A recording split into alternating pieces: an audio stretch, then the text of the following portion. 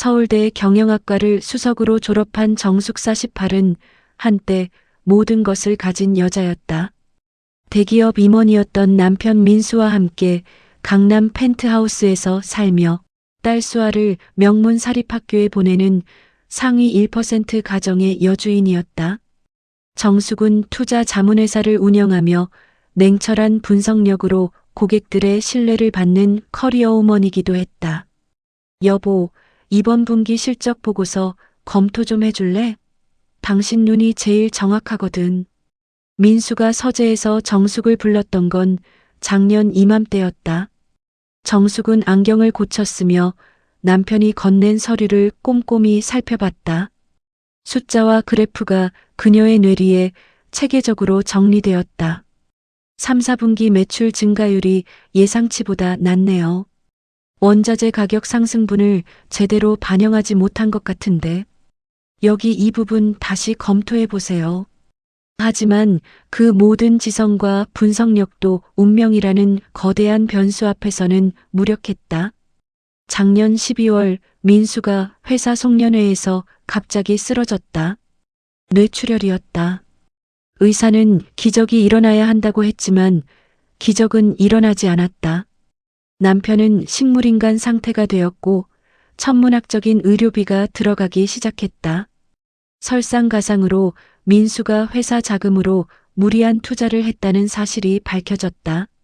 정숙이 아무리 뛰어난 분석가라 해도 남편이 숨긴 부채까지는 알 수 없었다.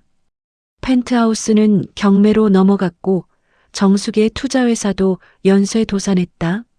엄마, 우리 이제 어떻게 살아? 수아가 눈물을 흘리며 물었을 때 정숙은 처음으로 자신의 지식과 논리가 완전히 무너지는 것을 느꼈다. 서울대 경영학과에서 배운 그 어떤 이론도 20년간 쌓은 투자 경험도 이 상황을 해결해주지 못했다. 어머님 힘드시죠? 민수의 병실에서 우연히 만난 연하당 55위 정숙에게 다가왔다. 60대 중반으로 보이는 연하당은 검은 한복을 입고 있었고 묘하게 위험 있는 분위기를 풍겼다. 저기, 누구세요? 옆 병실 환자 보호자예요. 그런데 어머님 관상을 보니 아주 큰 애군이 끼어 있어요. 이대로 두면 따님에게까지. 관상이라니요? 저는 그런 거 안 믿어요. 정숙이 단호하게 말했지만 연하당은 미소를 지으며 말을 이어갔다. 어머님 명문대 나오셨죠? 평생 머리로만 살아오셨을 텐데. 그 똑똑한 머리로도 지금 이 상황을 막지 못했잖아요. 그 말이 정숙의 가슴을 예리하게 찔렀다. 맞았다. 그녀의 자랑이었던 지성이 이번만큼은 아무 소용없었다. 어머님 같은 분이 더 위험해요. 너무 많이 배우고 너무 많이 아니까 영적인 세계의 경고를 무시하게 되거든요. 그래서 업보가 더 크게 쌓이는 거예요. 연하당의 목소리에는 묘한 확신이 있었다. 정숙은 논리적으로는 말도 안 된다고 생각했지만 절망에 찌든 마음 한구석이 흔들리기 시작했다. 제가 뭘 잘못했을까요? 어머님이 잘못한 게 아니라 대대로 내려온 업보예요. 특히 고학력 여성들은 전생에서 남자들을 무시했던 업이 있어서 현세에서 남편을 통해 시련을 받는 경우가 많아요. 말도 안 되는 소리였다. 하지만 정숙은 반박할 기력도 없었다. 연하당은 정숙의 손을 잡으며 속삭였다. 그래도 다행히 저를 만났네요. 어머님 애군을 제가 풀어드릴 수 있어요. 단 진심으로 믿고 따라와야 해요. 의심하면 소용없거든요. 이성적으로는 거부해야 했다. 하지만 모든 합리적 해결책이 막힌 상황에서 정숙은 생전 처음으로 미신이라는 마지막 지푸라기를 잡게 되었다. 정말 도와주실 수 있나요? 연하당의 입가에 미묘한 미소가 스쳤다. 또 한 명의 고급 먹잇감이 걸려들었다. 정숙이 연하당을 따라 도착한 곳은 서울 외곽의 허름한 단독주택이었다. 영험한 보살의 신당이라기에는 너무나 초라했다. 하지만 절망에 빠진 정숙에게는 마지막 희망처럼 보였다. 어머님, 여기가 저희 도량이에요. 겉모습에 속지 마세요. 진짜 영험한 곳은 화려하지 않거든요. 연화당은 정숙을 안방으로 안내했다. 벽면을 가득 채운 부적들과 제단 위의 각종 신상들이 음산한 분위기를 자아냈다. 일단 간단한 점을 봐드릴게요. 연화당이 정숙의 손을 잡고 눈을 감았다. 잠시 후 그녀가 입을 열었다. 역시 어머님 가문에 큰 애군이 씌어 있어요. 특히 어머님처럼 명문대 출신 여성들은 전생에서 지식을 무기로 남성들을 깔보았던 업보가 있어요. 그래서 현세에서 남편을 통해 고통받는 거예요. 그게 정말인가요? 남편분이 갑자기 쓰러진 것도 사업이 망한 것도 모두 그 업보 때문이에요. 더 무서운 건 이제 따님 차례라는 거예요. 정숙의 얼굴이 창백해졌다. 수아가 어떻게 된다는 말씀인가요? 따님도 어머님 피를 이어받았잖아요. 똑똑하고 예쁘지만 그것 때문에 더 큰 애군이 기다리고 있어요. 결혼도 파탄 나고 아이도 못 가질 수 있어요.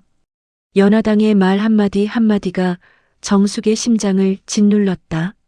남편을 잃고 재산을 잃은 것도 모자라 딸까지 불행해진다니.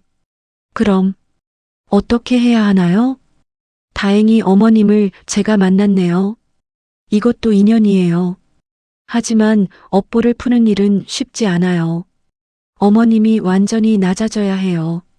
그동안 지식으로 교만했던 마음을 버리고 진정한 봉사 정신을 보여야 해요. 봉사라고 하면 여기서 보살님을 모시는 거예요. 청소도 하고 밥도 해드리고 신도들 시중도 드는 거죠. 어머님의 그 대단한 학벌과 자존심을 모두 내려놓고 말이에요. 정숙은 망설였다. 서울대 출신 CEO 부인이었던 자신이 무당의 식모가 되라는 것인가? 어머님, 지금 당장 선택하세요. 자존심을 지키며 따님까지 불행하게 할 건지 아니면 어머님이 희생해서 가족을 구할 건지. 연하당의 목소리에 압박감이 배어 있었다. 정숙은 결국 고개를 끄덕였다. 알겠습니다. 하겠어요. 그날부터 정숙의 지옥 같은 나날이 시작되었다. 새벽 5시에 일어나 신당 청소를 하고 연하당의 식사를 준비했다. 찾아오는 신도들의 차와 간식도 정숙의 몫이었다. 야, 고학력 언니, 물 좀 갖다 줘. 연하당의 아들 진호 28가 거만하게 소리쳤다. 진호는 대학도 제대로 못 나온 주제에 정숙을 노골적으로 무시했다. 저기, 제 이름은 정숙이에요. 이름? 여기서는 그냥 아줌마야, 아줌마. 서울대 나왔다고 뭐가 대단해? 지금 우리 집 식모 아니야? 진호의 말에 정숙의 자존심이 무너졌다. 하지만 연하당이 참으라, 이것도 수행의 일부라고 하자 정숙은 꼭 참을 수밖에 없었다. 더 충격적인 일은 따로 있었다. 진호가 정숙의 딸 수아에게 접근하기 시작한 것이다. 수아야, 너 엄마가 여기서 뭐 하는지 알아? 무슨 말씀이세요? 너 엄마 때문에 너도 애군이 씌었어. 엄마가 제대로 정성을 안 들여서 그래. 너도 여기 와서 절이라도 해야 해. 저희 엄마가 뭘 잘못했는데요? 너희 엄마는 평생 머리만 믿고 살았잖아. 그래서 하늘이 벌을 내린 거야. 이제 너 차례라고. 결혼도 망하고 애도 못 낳을 거야. 수아가 공포에 떨며 집에 와서 정숙에게 물었다. 엄마, 정말 내가 결혼 못하고 애도 못 낳아? 정숙은 딸을 안으며 눈물을 흘렸다. 하지만 연하당의 세뇌에 완전히 빠진 그녀는 엄마가 더 열심히 봉사해서 애군을 풀어줄게라고 말할 뿐이었다. 진호는 여기서 한 발 더 나아갔다. 수아 애군 푸는데 돈이 많이 들어. 특별한 굿을 해야 하거든. 3천만 원 정도? 3천만 원이요? 저희한테 그런 돈이 어딨어요? 그럼 너희 엄마가 더 오래 여기서 일해야지. 아니면 수아가 직접 와서 봉사하든가. 진호가 수아를 보는 눈빛이 심상치 않았다. 정숙은 뒤늦게 위험을 감지했지만 이미 연하당의 가스라이팅에 깊이 빠진 상태였다. 어머님, 따님을 지키고 싶으면 더 많은 희생이 필요해요. 어머님의 남은 재산, 연금까지 모두 바쳐야 해요. 연하당의 요구는 갈수록 극단적이 되어갔다. 그리고 정숙은 서서히 자신이 파멸의 늪으로 빠져들고 있다는 것을 깨닫기 시작했다. 정숙이 연하당의 신당에서 지낸 지 6개월이 지났다. 매일 새벽 5시부터 밤 11시까지 쉴 틈 없는 노동에 시달리던 정숙에게 이상한 증상이 나타나기 시작했다. 손이 떨렸다. 처음에는 피로 때문이라고 생각했다. 하지만 떨림은 점점 심해졌고 물컵을 제대로 잡지 못할 정도가 되었다. 보살님, 제가 요즘 손이 너무 떨려서. 그것 봐요. 업보가 몸으로 나오고 있어요. 어머님이 평생 그 교만한 손으로 사람들을 판단하고 지적했던 죄가 이제 육신으로 드러나는 거예요. 연하당의 진단은 명확했다. 정숙은 깜짝 놀랐다. 정말 자신의 과거 행적 때문인가? 그럼 어떻게 해야 하나요? 더 많은 정성이 필요해요. 특히 손의 업보를 푸는 특별한 굿이 필요하죠. 비용이 좀 들 거예요. 얼마나요? 5천만 원 정도? 그리고 어머님의 남은 연금도 모두 바쳐야 해요. 그래야 손떨림이 멈춰요. 정숙은 망설였다. 5천만 원이면 자신에게 남은 마지막 돈이었다. 하지만 연하당이 계속 압박했다. 어머님, 이건 시작에 불과해요. 다음엔 다리가 마비될 수도 있고 그 다음엔 치매가 올 수도 있어요. 지금 안 풀면 수아에게로 넘어가요. 그 말에 정숙은 결국 마지막 재산마저 연하당에게 넘겨주었다. 하지만 손떨림은 멈추지 않았다. 오히려 더 심해졌다. 보살님, 돈도 다 드렸는데 왜 안 나아져요?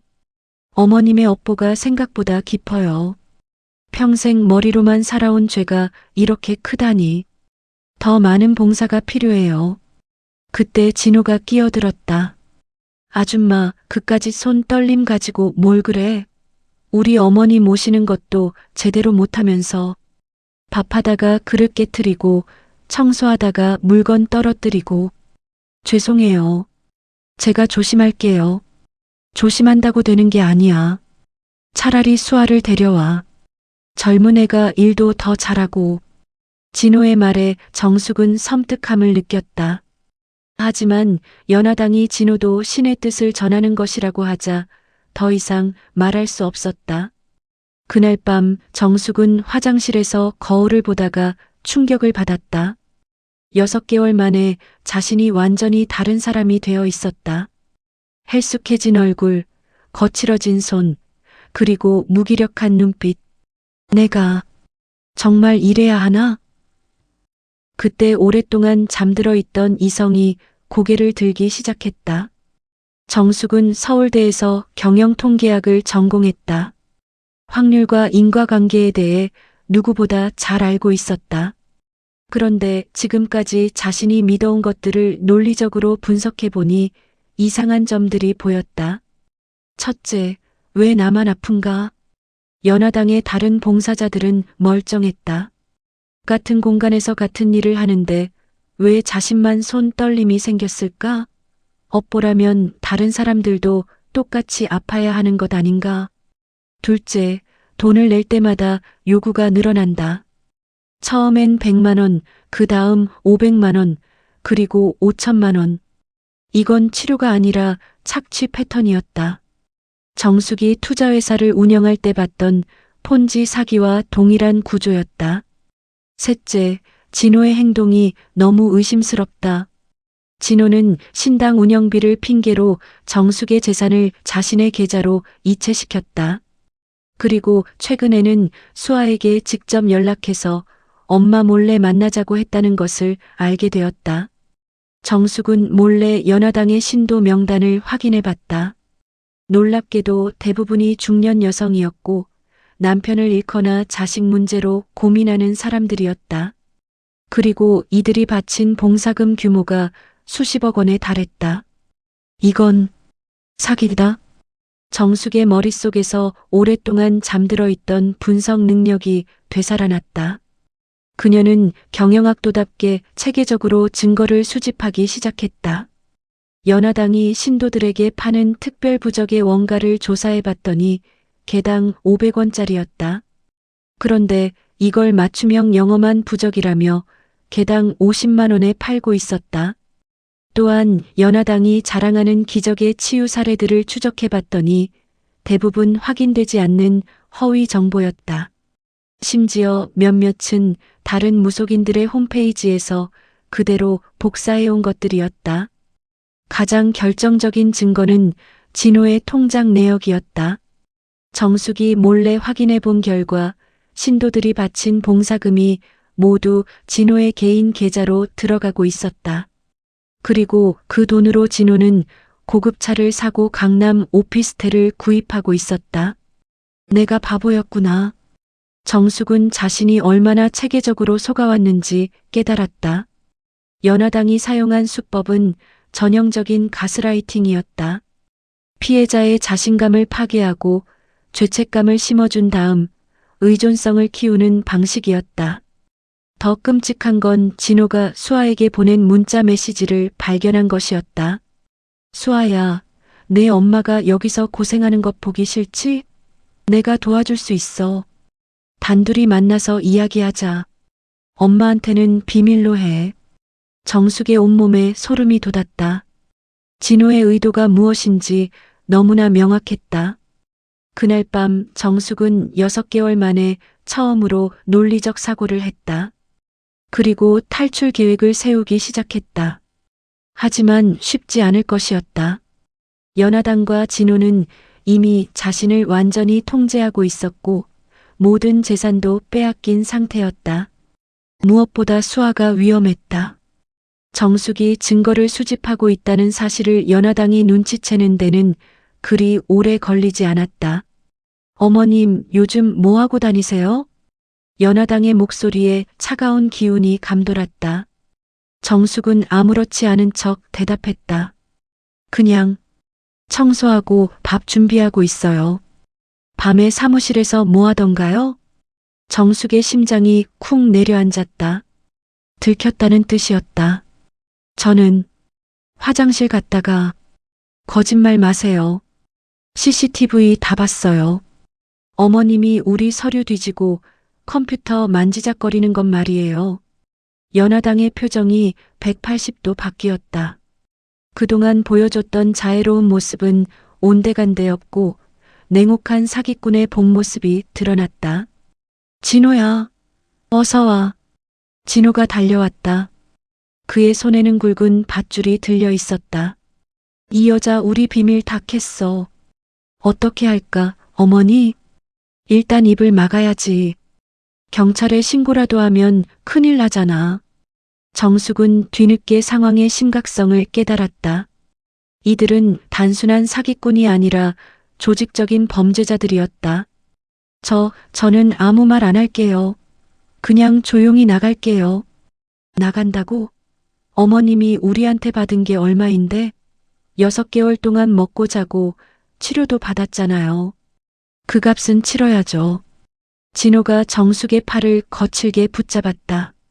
아파요. 놓아주세요. 닥쳐. 고학력 아줌마가 별거 아니네. 결국 우리 손바닥 아니잖아. 연화당이 진호에게 속삭였다. 일단 창고에 가둬놔. 며칠 굶기면 정신 차릴 거야.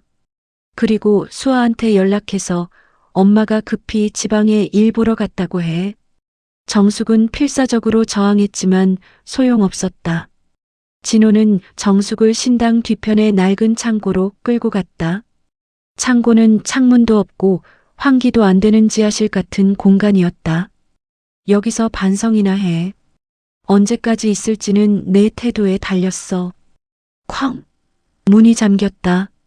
정숙은 완전한 어둠 속에 혼자 남겨졌다. 차가운 콘크리트 바닥에 앉아 무릎을 끌어안았다. 손떨림은 더욱 심해졌고 공포와 절망이 그녀를 짓눌렀다. 수아, 내 딸. 정숙이 가장 걱정하는 건 자신의 안전이 아니라 딸이었다. 진호가 수아에게 접근할 기회를 노리고 있다는 걸 알았기 때문이다. 그런데 창고에 갇힌 지 2번째 날, 기적 같은 일이 일어났다. 정숙이 감금되기 직전 휴대폰으로 수아에게 보낸 문자가 있었다. 화장실에 갈 때 재빨리 보낸 것이었다. 수아야, 엄마가 위험해. 혹시 진호라는 남자가 연락하면 절대 만나지 마. 경찰에 신고해. 연하당이 사기꾼이야. 사랑해. 수아는 처음에는 이 문자를 이해하지 못했다. 하지만 엄마와 연락이 며칠째 안 되자 불안해했다. 그러던 중 진호에게서 전화가 왔다. 수아야, 엄마가 갑자기 지방에 일 보러 가서 연락이 안 돼. 그런데 엄마가 가기 전에 너한테 하고 싶은 말이 있다고 했어. 우리 만나서 이야기하자. 하지만 수아는 엄마의 문자를 기억하고 있었다. 진호라는 남자가 연락하면 절대 만나지 마. 괜찮아요. 엄마랑 직접 이야기할게요. 엄마는 지금 연락 안 돼. 나한테만 말씀하셨어. 중요한 얘기라고. 진호가 계속 압박하자 수아는 확신했다. 엄마가 옳았다. 수아는 즉시 112에 신고했다. 저희 엄마가 실종됐어요. 마지막으로 있던 곳은 연하당이라는 신당이에요. 경찰이 출동했을 때 연하당과 진호는 태연하게 거짓말을 했다. 정숙 씨요? 며칠 전에 그냥 나가셨는데요? 우리도 어디 갔는지 몰라요. 하지만 수아가 엄마의 마지막 문자를 보여주고 그동안 진호가 자신에게 보낸 의심스러운 메시지들을 제출하자 상황이 바뀌었다. 수사를 위해 전 건물을 수색하겠습니다. 연하당과 진호의 얼굴이 창백해졌다. 경찰이 신당을 뒤지기 시작했고 마침내 뒤편 창고에서 정숙을 발견했다. 그녀는 탈수 증세와 극도의 쇠약으로 거의 의식을 잃은 상태였다. 구급차 불러요. 환자 발견. 정숙이 응급실로 이송되는 동안 경찰은 신당에서 결정적인 증거들을 발견했다. 마이너스 수십 명 신도들의 개인정보와 재산 목록, 마이너스 가짜 부적 제작 과정이 담긴 동영상, 마이너스 진호 명의의 수십억 원 규모 계좌, 마이너스 다른 피해자들을 감금했던 흔적들. 연하당과 진호는 현장에서 긴급 체포되었다. 병원에서 의식을 되찾은 정숙은 딸 수아와 재회했다. 엄마, 괜찮아요? 수아야, 미안해. 엄마가 너무 바보였어. 아니에요, 엄마. 엄마가 마지막에 보낸 문자 덕분에 제가 경찰에 신고할 수 있었어요. 정숙은 그제야 깨달았다. 자신의 마지막 이성적 판단이 딸과 자신을 구했다는 것을. 의사는 정숙의 손떨림이 극도의 스트레스와 영양실조 때문이었다고 진단했다. 연하당이 주장한 업보나 영적 질환이 아니라 명백한 학대의 결과였다.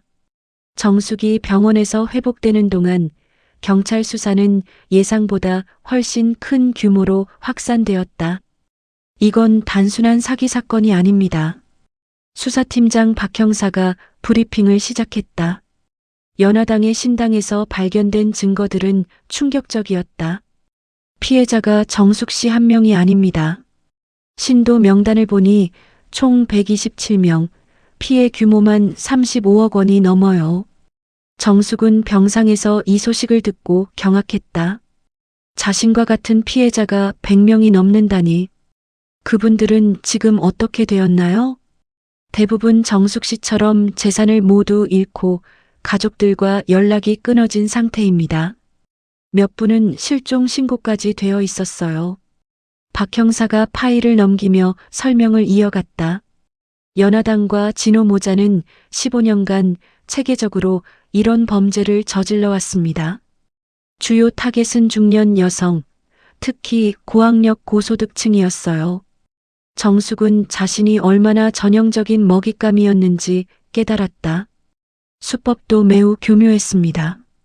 박 형사가 연하당의 범죄 매뉴얼을 보여줬다.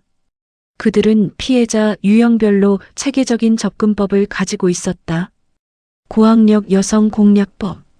마이너스 1단계 지식이 오히려 업보를 만든다. 자신감 파괴. 마이너스 2단계 가족 특히 자녀 위협으로 죄책감 조성. 마이너스 3단계 단계적 재산 갈취 100만 원, 500만 원, 수천만 원. 마이너스 4단계 무료 노동력 착취 봉사라는 명목. 마이너스 5단계 완전 통제 외부 접촉 차단. 이 매뉴얼대로 정숙 씨도 당한 거네요. 정숙은 소름이 돋았다. 자신이 겪은 모든 과정이 치밀하게 계획된 범죄였던 것이다. 더 충격적인 사실이 드러났다. 진호는 피해자들의 딸들을 노렸습니다. 정숙 씨 딸 수아양뿐만 아니라 다른 피해자 가족들도. 뭐라고요? 정숙이 병상에서 벌떡 일어났다. 진호의 휴대폰에서 20대 여성들과의 대화 내용이 발견됐어요. 모두 피해자들의 딸들이었습니다. 엄마 업보 때문에 너도 불행해질 것이라며 접근해서 박 형사가 말을 잇지 못했다. 너무 끔찍한 내용이었다. 성폭행 시도도 여러 건 있었습니다. 다행히 미수에 그쳤지만 정숙의 온몸이 떨렸다. 수아가 얼마나 위험했는지 생각하니 아찔했다. 그때 병실 문이 열리며 다른 피해자가 들어왔다. 혹시 정숙 씨세요? 50대 중반의 여성이었다. 명품 옷을 입고 있었지만 얼굴에는 깊은 상처가 새겨져 있었다. 저는 김미영이라고 해요. 저도 연하당한테 당했어요. 미영은 의사 남편을 암으로 잃고 연하당을 만났다고 했다. 저는 서울여대 약학과 나왔어요. 약사 자격증도 있고 그런데도 완전히 속았어요. 미영의 이야기는 정숙과 거의 똑같았다. 지성을 무력화시키는 가스라이팅, 단계적 재산 갈취, 가족 위협.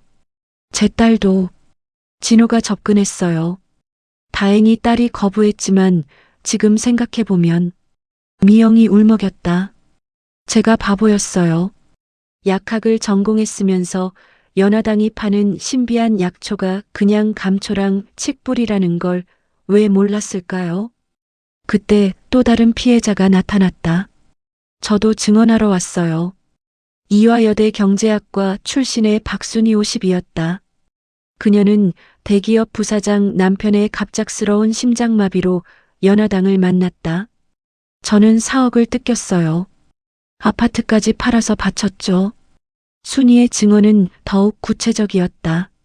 연하당이 저한테 이화여대 나온 여자들은 전생에 남편을 무시했던 업보가 크다고 했어요. 그래서 더 많은 돈을 바쳐야 한다고. 피해자들의 증언이 이어지면서 연하당과 진호의 범죄 패턴이 명확해졌다. 연하당의 타겟팅 전략. 마이너스 명문대 출신 고학력 여성 집중 공략. 마이너스 고학력 교만 큰 업보라는 논리로 죄책감 조성. 마이너스 학력이 높을수록 더 많은 돈 요구. 마이너스 피해자 딸들까지 2차 타겟으로 삼기. 진호의 추가 범죄. 마이너스 피해자 가족 개인정보 해킹 및 스토킹. 마이너스 미성년자 포함 20대 여성들 성추행 시도. 마이너스 피해자들 휴대폰 검열 및 외부 연락 차단. 박 형사가 정숙에게 말했다. 정숙 씨가 마지막 순간에 수아양에게 보낸 문자 덕분에 이 모든 게 밝혀졌어요. 만약 그 문자가 없었다면 정숙은 자신의 마지막 이성적 판단이 얼마나 중요했는지 깨달았다. 다른 피해자분들은 어떻게 되나요? 연하당과 진호가 횡령한 재산을 환수 중이에요. 전부는 못 돌려받겠지만 상당 부분은 피해자들에게 돌아갈 예정입니다. 그때 수아가 병실로 들어왔다. 엄마, 기자들이 인터뷰 요청을 했어요. 사이비 종교 피해 예방 캠페인에 참여해달라고. 정숙은 잠시 고민했다. 자신의 창피한 과거를 세상에 알리는 것이 부담스러웠다. 하지만 다른 피해자들을 보며 마음을 정했다.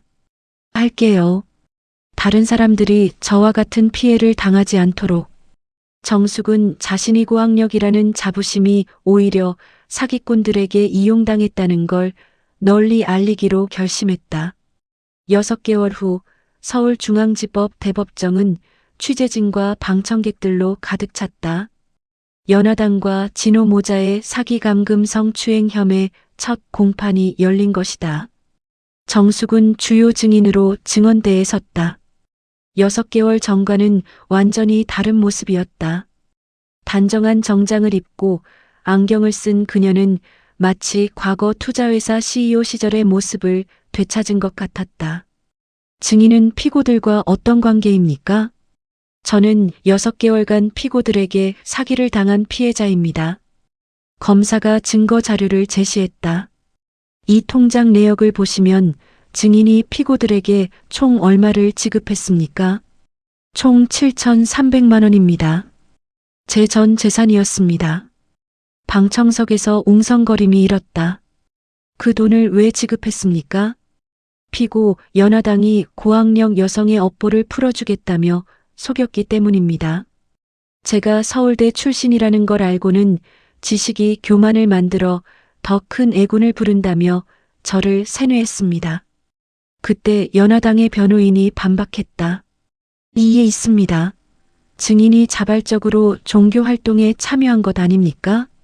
연하당과 진호는 지금까지 종교의 자유를 내세우며 모든 혐의를 부인하고 있었다. 판사가 정숙에게 물었다. 증인, 정말 강제로 돈을 뺏긴 겁니까? 아니면 자발적으로 기부한 겁니까? 정숙이 단호하게 답했다. 체계적인 심리 조작으로 판단력을 잃게 만든 후 돈을 갈취한 것입니다. 이것은 종교가 아니라 사기입니다. 구체적으로 어떤 심리 조작을 받았습니까? 첫째, 제 학력을 이용한 죄책감 조성입니다. 서울대 나온 교만함 때문에 남편이 죽었다며 저를 죄인으로 만들었습니다. 정숙의 목소리가 떨렸지만 계속 이어갔다. 둘째, 딸에 대한 위협입니다. 어머니 업보 때문에 딸의 결혼이 파탄날 것이라며 공포심을 조장했습니다. 셋째, 단계적 갈취입니다. 처음엔 100만 원, 그 다음 500만 원, 마지막엔 수천만 원까지 요구 금액을 점진적으로 늘렸습니다. 검사가 추가 질문했다. 감금 당시 상황을 설명해 주세요. 제가 그들의 사기 행각을 알아채자 지하 창고에 3일간 감금했습니다. 물과 음식도 주지 않았고 딸에게는 엄마가 지방에 갔다고 거짓말했습니다. 방청석에서 한숨 소리가 새어나왔다. 그때 연하당이 갑자기 일어났다. 거짓말하지 마세요. 당신이 우리한테 와서 살려달라고 애걸했잖아요. 판사가 제지했지만 연하당은 계속 소리쳤다. 당신 같은 고학력 배은망덕한 여자 때문에 우리가 이렇게 됐어요. 우리는 정말 영적 능력이 있다고요. 진호도 가세했다. 저희는 종교인입니다. 신도들이 자발적으로 바친 돈을 가지고 사기라니요. 하지만 검사가 결정적 증거를 제시했다. 피고들이 직접 작성한 피해자 공략 매뉴얼입니다. 대형 스크린에 문서가 나타났다. 고학력 여성 타겟 매뉴얼. 마이너스 명문대 출신일수록 자존심이 강해 한번 무너뜨리면 완전히 복종함. 마이너스 학력 콤플렉스를 역이용 지식교만 업보로 세뇌. 마이너스 자녀 위협이 가장 효과적. 특히 딸 있는 경우 성추행 암시. 마이너스 재산 규모 파악 후 단계적 갈취. 한 번에 다 뜯으면 의심받음. 방청석이 술렁였다. 연하당과 진호의 얼굴이 창백해졌다. 이것도 종교 활동입니까? 검사가 날카롭게 물었다. 그때 또 다른 충격적인 증거가 나왔다. 피고 진호의 휴대폰에서 발견된 몰카 동영상들입니다. 진호가 피해자들의 샤워 장면과 탈의 장면을 몰래 촬영한 것들이었다. 정숙의 것도 포함되어 있었다. 이것까지 종교행위라고 주장하시겠습니까? 진호는 아무 말도 하지 못했다. 그런데 예상치 못한 일이 벌어졌다. 방청석에서 연화당을 지지하는 신도들이 일어났다. 연화당 보살님은 무죄예요. 정숙이가 배은망덕한 거예요. 보살님 덕분에 저희가 살았는데 왜 이런 누명을. 아직도 세뇌에서 깨어나지 못한 신도들이 있었던 것이다. 이들은 정숙을 오히려 배신자로 여기고 있었다. 정숙아, 내가 보살님을 모함했구나. 너 때문에 우리 신당이 망했어. 한 신도가 정숙을 향해 소리쳤다. 정숙은 마음이 아팠다. 저들도 자신과 같은 피해자인데. 판사가 법정을 정리한 후 재판은 다음 주로 연기되었다. 법정을 나서는 정숙에게 기자들이 몰려들었다. 정숙 씨, 아직도 연화당을 믿는 신도들에 대해 어떻게 생각하세요? 정숙이 마이크 앞에 섰다. 저도 6개월 전까지는 저분들과 똑같았습니다. 절망에 빠진 사람들을 이용하는 사이비들의 수법이 얼마나 교묘한지 저분들도 언젠가는 진실을 깨닫게 될 거라고 믿습니다. 고학력자도 사기를 당할 수 있다는 걸 어떻게 경고하시겠어요? 지식과 학벌이 만능이 아닙니다. 극한 상황에서는 누구나 취약해질 수 있어요. 특히 사이비들은 오히려 고학력자의 자존심을 역이용합니다. 조심해야 해요. 그날 저녁 뉴스는 이 재판을 톱기사로 다뤘다. 서울대 출신 CEO 부인, 무당 사기단의 7천만 원 피해, 고학력층 노린 신종 사기 수법 공개, 지식이 업보 가스라이팅으로 피해자 세뇌. 정숙은 뉴스를 보며 복잡한 심정이었다. 자신의 치부가 온 국민에게 알려졌지만 이것이 다른 피해자들에게는 경고의 메시지가 될 것이라는 희망도 있었다. 2차 공판에서 연화당과 진호는 궁지에 몰린 짐승처럼 발악하기 시작했다. 판사님, 저희에게도 할 말이 있습니다. 연화당의 변호인이 일어났다. 정숙이라는 여자가 얼마나 계산적이고 음흉한 인물인지 밝히겠습니다. 정숙은 불안한 예감이 들었다. 정숙은 남편이 회사 돈을 횡령한 사실을 알고도 숨겼습니다. 그리고 저희를 이용해서 자신의 죄책감을 덜려고 했던 거예요. 방청석이 술렁였다. 연화당 측은 정숙의 과거를 들춰내며 피해자를 가해자로 몰아가려는 전술을 썼다. 증거가 있습니까? 판사가 물었다. 변호인이 서류를 제출했다.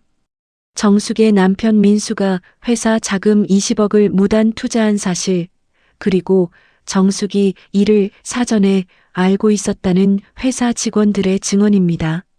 정숙의 얼굴이 창백해졌다. 사실 남편의 투자 계획에 대해 어느 정도 알고 있었던 것이 맞았다.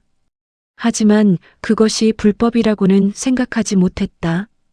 또한 정숙은 저희에게 오기 전에도 다른 점술집들을 전전했습니다. 무려 5곳이나 돌아다니며 수백만 원을 썼어요. 연화당이 직접 증언대에 섰다. 이 여자는 원래부터 미신에 빠져 사는 사람이었어요. 서울대 나왔다고 하지만 실제로는 판단력이 부족한 허영심 많은 여자였습니다. 정숙은 가슴이 찢어지는 것 같았다. 일부는 사실이었다. 남편이 쓰러진 후 절망감에 타로점, 사주카페 등을 찾아다녔던 것이 맞았다. 진호도 가세했다. 정숙은 저희한테 와서 딸을 좋은 집안에 시집 보내고 싶다. 재혼할 좋은 남자를 만나고 싶다고 했어요. 순수한 종교적 목적이 아니라 세속적 욕망 때문에 온 거라고요. 방청석의 일부 사람들이 정숙을 의심스럽게 바라보기 시작했다. 더욱이 정숙은 저희 신당에서 다른 신도들 몰래 물건을 훔치려 했습니다. 거짓말입니다. 정숙이 벌떡 일어났다. 하지만 진호는 계속했다. CCTV에 다 찍혔어요. 정숙이 재단의 금반지를 만지작거리는 모습이요. 실제로 정숙은 증거 수집을 위해 연화당의 사무실과 재단을 뒤져본 적이 있었다. 이것이 오히려 역이용당하고 있었다. 연화당 측 변호인이 공격을 이어갔다. 이 모든 것이 정숙의 계획된 범행입니다.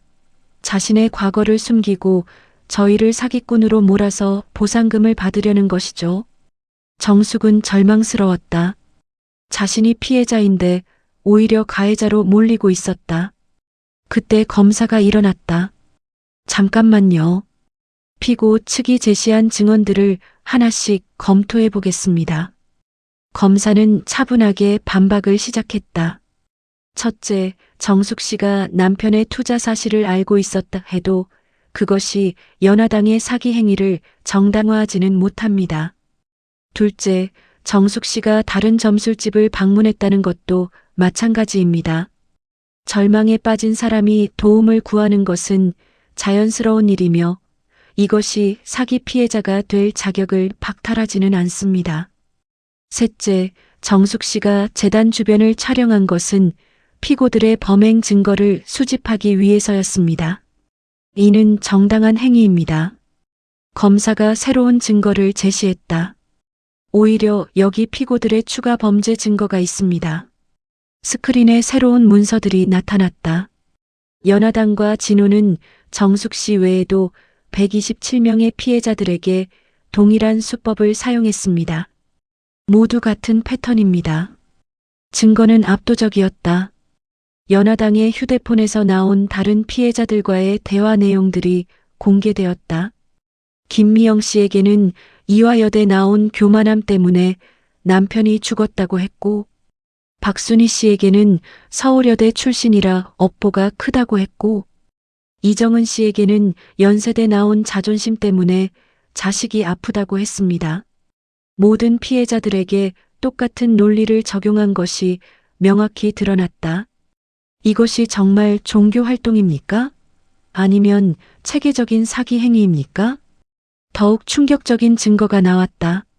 진호의 또 다른 휴대폰에서 발견된 내용입니다. 진호가 동료들과 나눈 대화 내용이 공개되었다. 고학력 아줌마들이 제일 좋은 먹잇감이야. 자존심 강해서 한번 무너뜨리면 끝까지 끌고 갈 수 있어.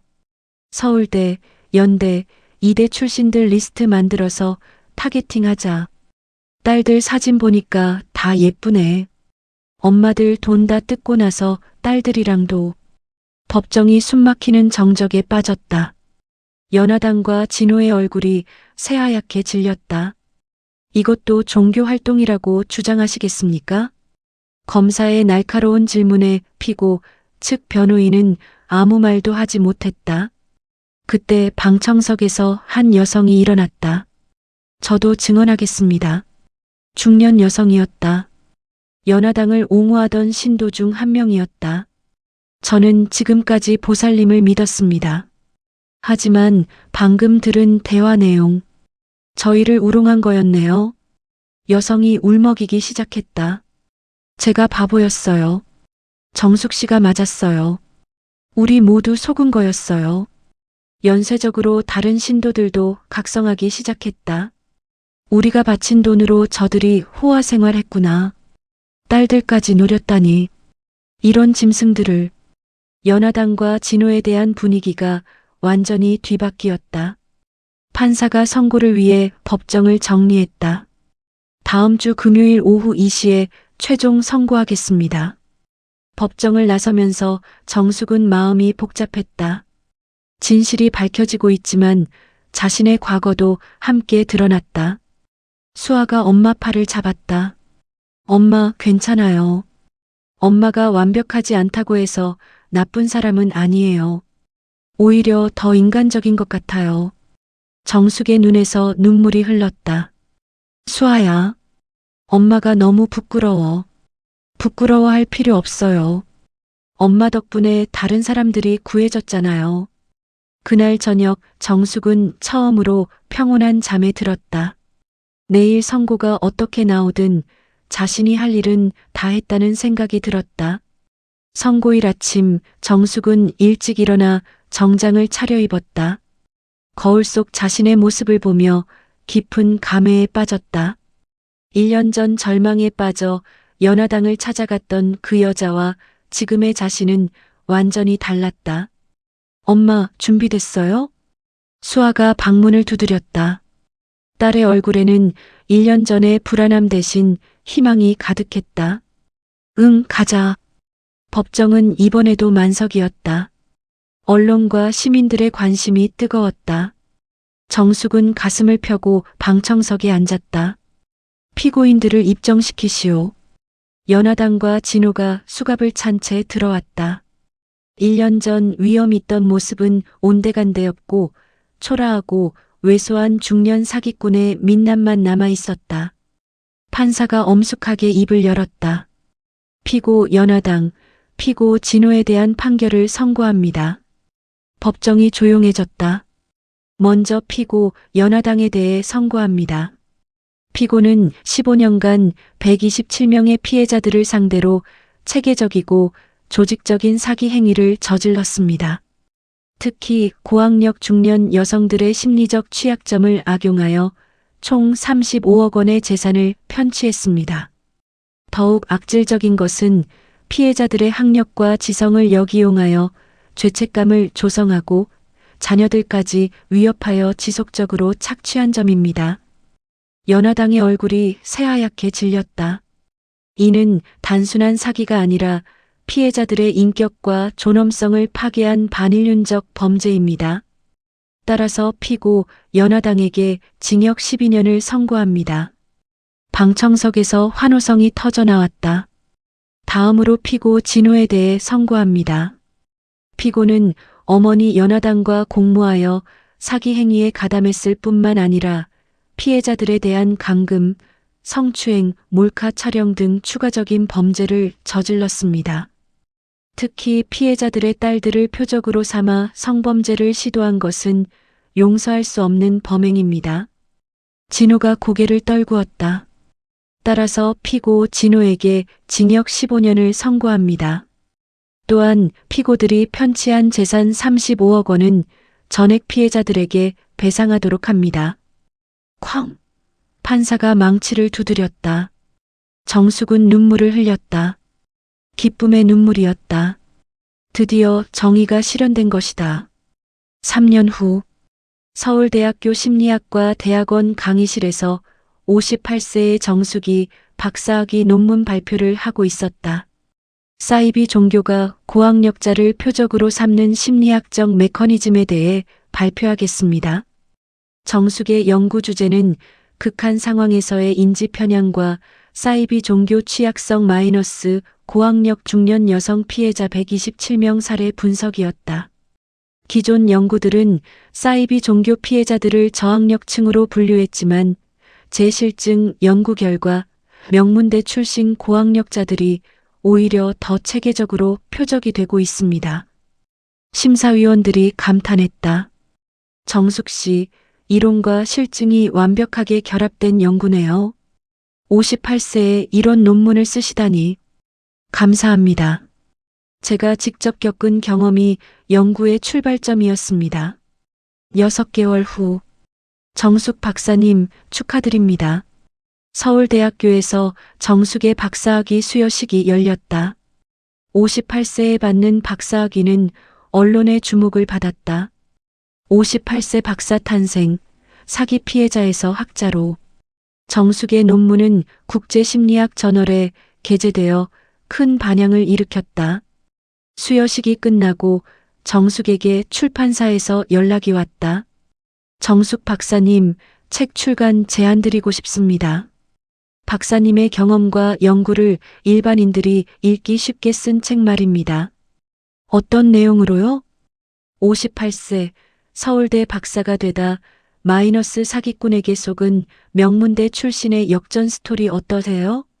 정숙은 고민했다. 자신의 치부를 책으로 낸다는 것이 부담스러웠다. 하지만 수아가 격려했다. 엄마 이야기가 많은 사람들에게 도움이 될 거예요. 특히 우리나라 중년 여성들에게. 1년 후 정숙의 첫 책 명문대에 나와도 속았습니다. 마이너스 58세 박사의 뒤늦은 각성이 출간되었다. 책은 출간 즉시 베스트셀러가 되었다. 특히 40-60대 고학력 여성들 사이에서 폭발적 반응을 얻었다. 정말 공감됩니다. 저도 똑똑하다고 자만했다가 사기당할 뻔했어요. 학벌이 오히려 독이 될 수 있다는 걸 깨달았어요. 정숙은 전국을 돌며 북토크와 강연을 했다. 여러분, 저는 서울대를 나와도 무당에게 7천만 원을 뜯겼습니다. 청중들이 웃었다. 이제 정숙은 자신의 과거를 유머로 승화시킬 수 있었다. 하지만 그 경험 덕분에 58세에 박사가 되고 책도 쓰게 되었어요. 인생의 실패는 없습니다. 모든 경험이 자산이에요. 2년 후 정숙의 두 번째 책 중년의 재발견 마이너스 58세부터 시작된 나의 인생 2막이 출간되었다. 이 책도 베스트셀러가 되었고 정숙은 이제 유명한 작가이자 연구자가 되었다. 정숙 작가님, 세 번째 책 계획은 있나요? 기자가 물었다. 네, 이번엔 고학력자를 위한 사기 예방법이라는 실용서를 준비 중입니다. 제 연구 결과를 바탕으로 한 매뉴얼이에요. 정숙은 이제 서울대 심리학과 겸임 교수로도 활동하고 있었다. 주 2회 사이비 종교 심리학 강의를 맡았다. 교수님, 58세에 시작한 공부가 힘들지 않으셨어요? 한 학생이 물었다. 힘들었죠. 하지만 절실했어요. 제가 당한 일을 다른 사람들이 당하지 않게 하려면 정확히 알아야 했거든요. 그날 저녁 정숙은 수아와 함께 저녁을 먹었다. 엄마, 이번 책도 10만 부 돌파했대요. 정말 대단하네. 그리고 엄마, KBS에서 다큐멘터리 제작 제안이 왔어요. 58세 박사의 기적 같은 인생 역전이라고. 정숙은 미소를 지었다. 좋아. 많은 사람들이 희망을 가졌으면 좋겠어. 1년 후 정숙에 관한 KBS 다큐멘터리 58세 다시 시작하다가 방영되었다. 시청률 15%를 기록하며 화제가 되었다. 정숙 씨의 이야기를 보고 용기가 났어요. 저도 50대인데 공부를 다시 시작해 보려고요. 시청자들의 반응이 뜨거웠다. 그의 정숙은 올해의 저자상을 수상했다. 58세에 박사학위를 받고 베스트셀러 작가가 되신 정숙 씨에게 상을 수여합니다. 시상식에서 정숙이 소감을 말했다. 저는 연하당이라는 사기꾼에게 모든 것을 잃었습니다. 하지만 그 덕분에 진정한 저를 찾을 수 있었어요. 58세부터 시작된 제 인생 2막이 더 빛나고 있습니다. 박수가 터져 나왔다. 그날 밤 정숙은 남편 민수의 묘를 찾았다. 여보, 나 유명한 작가 됐어. 그리고 박사도 됐고. 바람이 불어와 꽃을 흔들었다. 처음엔 연하당 때문에 인생이 끝났다고 생각했는데 지금 보니 새로운 시작이었어. 58세부터 진짜 내 인생이 시작된 거야. 정숙은 미소를 지었다. 고마워, 여보. 당신이 하늘에서 도와준 것 같아. 현재 61세가 된 정숙은 이제 4권의 베스트셀러를 낸 유명 작가다. 서울대 교수로도 활동하며 전국을 돌며 강연을 한다. 여러분, 나이는 숫자에 불과합니다. 저는 58세에 박사가 되었고 60세에 베스트셀러 작가가 되었어요. 청중들이 열광했다. 연하당과 진호는 여전히 교도소에 있지만 정숙은 이제 그들에게 감사하고 있다. 그들 덕분에 자신의 진정한 재능을 발견했으니까. 수아도 28세가 되어 결혼을 앞두고 있다. 엄마, 저도 엄마처럼 강한 여자가 되고 싶어요. 넌 이미 충분히 강해, 수아야. 정숙의 인생 2막은 1막보다 훨씬 빛나고 있었다. 서울대 졸업장도 CEO 부인이라는 지위도 모두 잃었지만 그보다 훨씬 큰 것을 얻었다. 진정한 지혜, 진정한 성취, 그리고 진정한 행복을 58세부터 시작된 정숙의 새로운 인생은 지금도 계속되고 있다. 정숙의 책들은 현재까지 총 100만 부가 판매되었으며 일본과 중국에서도 번역 출간되었다. 그녀의 강연을 듣고 중년에 새로운 도전을 시작한 사람들이 수천 명에 이른다. 연하당과 진호는 복역 중이며 정숙은 매년 그들에게 자신의 신간을 보내고 있다. 당신들 덕분에 제가 작가가 될 수 있었습니다라는 감사 인사와 함께